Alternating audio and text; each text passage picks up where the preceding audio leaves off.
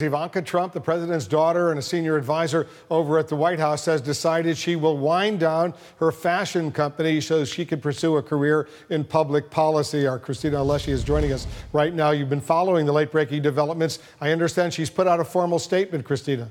That's right, Wolf, and I just got a call from a source who told me that Ivanka Trump is going to address the staff of her company later this afternoon.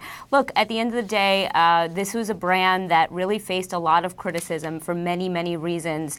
But sources close to the decision tell me that this was driven by her desire to stay in public policy, to stay in Washington, D.C., and that the company had to operate under restrictions and limitations because of her role in the White House, and that it didn't make sense to keep the company operating under those restrictions if she wasn't going to return eventually.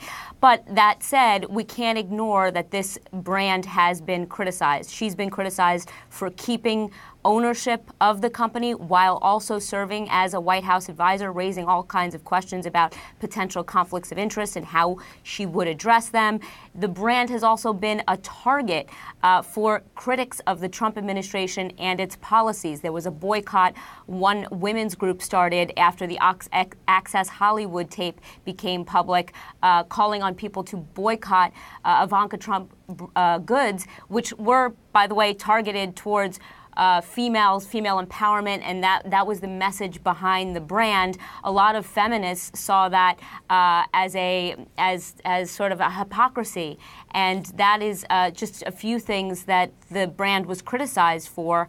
And so now we see Ivanka deciding to shut it down. Look, it's unclear whether or not all of this criticism, all of this scrutiny affected the bottom line of the brand, because it is a public company. It does not release financial statements on a regular basis. All we can see is that on Ivanka Trump's financial disclosure form, that there was some payments coming from her company to Ivanka Trump personally. So you can assume that there was some profit coming out of the company, Wolf. So Walter Shaw, question number one, help us understand, what were the limitations on her job in the White House that would have prevented her to keep running, the limitations as a result of the company that would have prevented her to keep her job in the White House?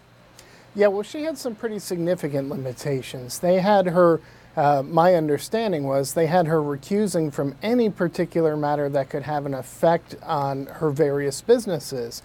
Now, at a time when tariffs and a trade war are being discussed with China, that's pretty significant because she had a lot of trademarks over there in China.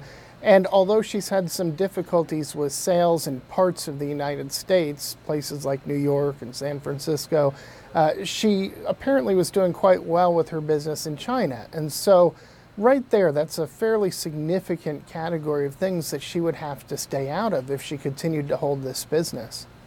So it's, from what I'm understanding, part of the issue that she had, it was the limitations that were put on her company because of ethics rules, and that would be one of the reasons why she had to drop the company.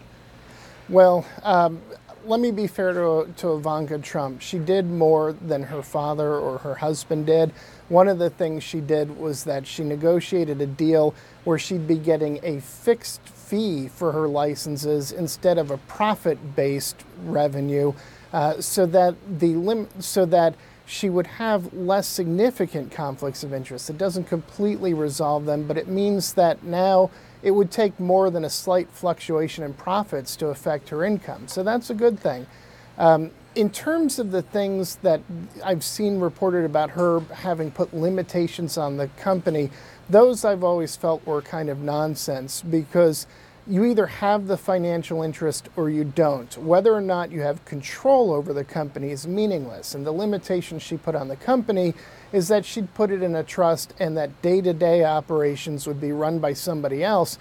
But that's completely meaningless from a conflict of interest standpoint, because she still derived revenue from it.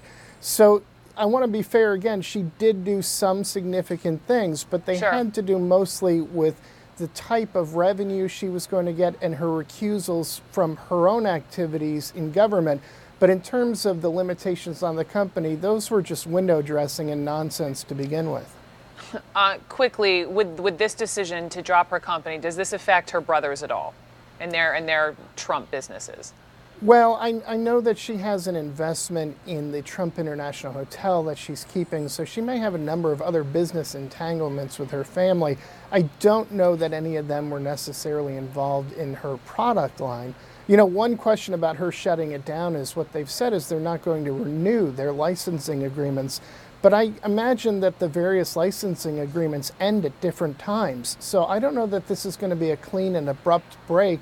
They need to be very careful in making sure she continues to stay out of anything that could affect the licenses that she still has until they run out.